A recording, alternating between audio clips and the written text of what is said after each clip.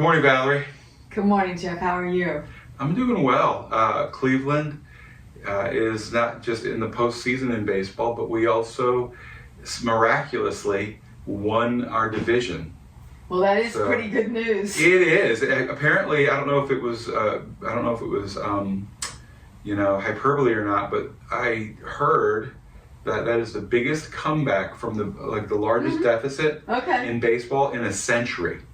Well, that's a long history. It is a long history. So anyway, I don't want to bore everybody with my excitement for Cleveland baseball. What do we have going on here at Grace? Oh, here at Grace. I guess we'll say it's another regular week here at church. We have just normal programming. Monday morning, Sisters in Faith starting at 9:30. Monday evening at 6:30, the handbells will be rehearsing this week. And new director, Katie Traxler. Yeah. Randy introduced her yesterday. She's been playing the piano for us during worship. And she is also talented with handbells, so she will start with our handbell choir tonight at 6:30 here at the church. So she did get introduced yesterday? Yes, she did. I was running around yesterday morning like a chicken with his head cut off. And so I wasn't in there for the announcements. I came in a little late. Yeah. So, okay. Yeah. Well, that's great. So we have Katie on board. That's fantastic. I had that on my notes to make sure we did. She's really excited about being part of our family. She just loves being with us on Sunday morning. So that's pretty exciting. Yeah, that's great. It's really good news. It is. And then Wednesday night we have 6 o'clock youth from 6 to 8. We have adult Bible study, which is how Jeff reads the Bible. Yeah. And we have some confusion about choir practice.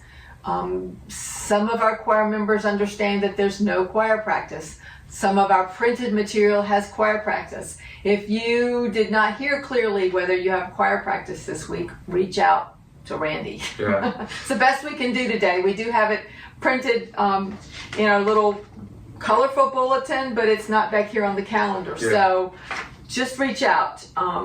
Sometimes we don't always hear all the information when we're in a group. Yeah, so. and sometimes because we're trying to get it out in so many different ways, Right. That once in a while it will say something different in two different places because we don't catch it all the time. Yeah, plenty of details on the calendar. So Yeah. check, if you don't remember if you have choir practice, just check with Randy before you head out. And the other thing I want to lift up is a backpack program. I didn't mention it last week, but we still have some needs. We have a big basket out here outside the church office. We need cereal bars, individual cereals, microwavable mac and cheese, microwavable ramen, and then plastic grocery bags to wrap everything in to get them to the elementary schools. Yeah. So those are the things we need. This list is in our little bulletin every week, and it's also out on the basket in case you don't have that with you. Yeah, and I would just say that in general, just kind of think that as long as school is in session, we're collecting items. Exactly, and these are the key items that we try to supplement. We get regular shipments from Second Harvest Food Bank, but we like to supplement with these things because these are the things that the children can use the microwave at home easily in case the parents are working, which is generally the reality of today. Yeah. So things that the children can do themselves to feed themselves. Yeah. Anything else that we're not thinking about at the moment?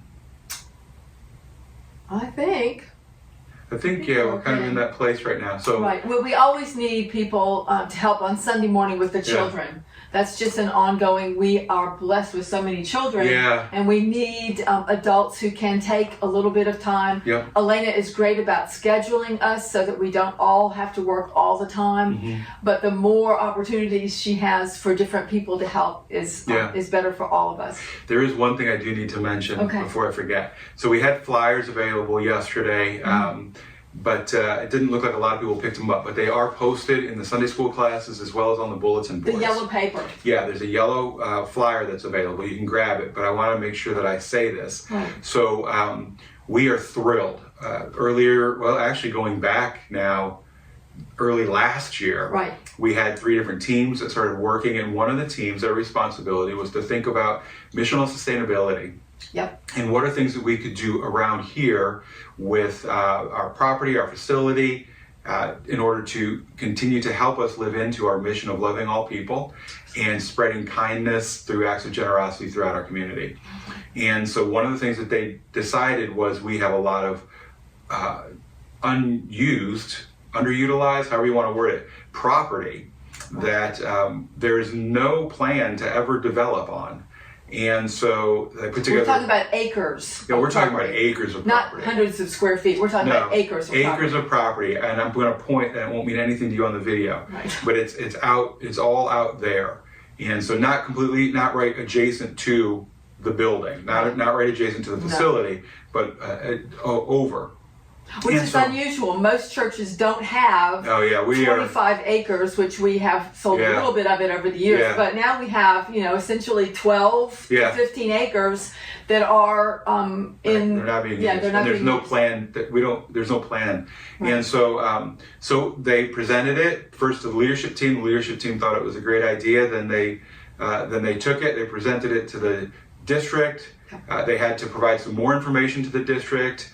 And that happened earlier this year. Well, just 2 weeks ago, we got our final approval from the district. Yay. And so rather than calling a whole special church conference and all this kind of thing, I spoke with Jerry last week, our district superintendent, and as part of our regularly scheduled charge conference, which is going to be the first Sunday in November. Which is November 2nd. Following Sunday school in the sanctuary, we're going to have our normal business. And then we're going to have the congregation, the members of the church, vote on this proposal.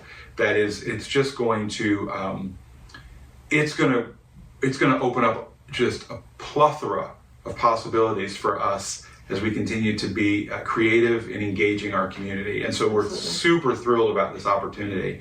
And so we hope that you come to that charge conference, that you get to hear more about it from Brad, who led the team putting it together, is leading the team. They're still working on it. They're working on it, And plenty of pieces to do. Yeah, and basically all we're at right now is we just need permission from a vote to affirm from the congregation to go ahead and enter into an agreement with an agent to begin looking at the possibility of selling chunks of the property, acres of property. So anyway, I needed to let you know that because we want to make sure that everyone has an opportunity for at least a month prior to that meeting to hear that. So and pick up the flyer. Yep. And look for it in your Sunday school classrooms. There's a couple on the bulletin boards as well. So it's out there. It's out there. Yeah. So we've notified ourselves. Or just stop Brad next time you see him in church, and if you have any questions.